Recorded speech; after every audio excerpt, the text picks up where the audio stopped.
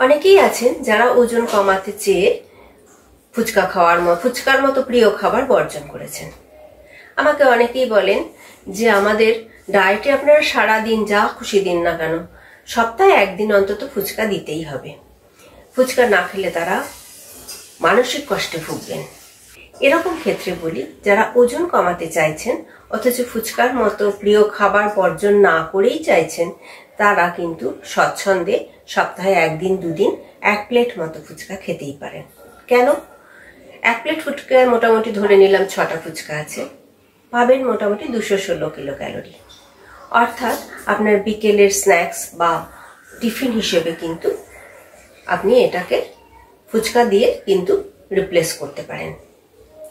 তবে কথা বলতেই হয় যে তাতে অনেক প্রয়োজনীয় উপাদানও পাচ্ছেন না, হয়তো তার বদলে আপনাকে ফুচকা ডায়েটে ঢোকাতে হবে।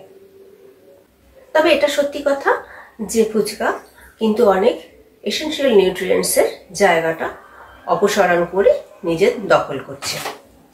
তাই সপ্তাহে একদিন দুদিনের বেশি কিন্তু এটা খাওয়া যাবে না।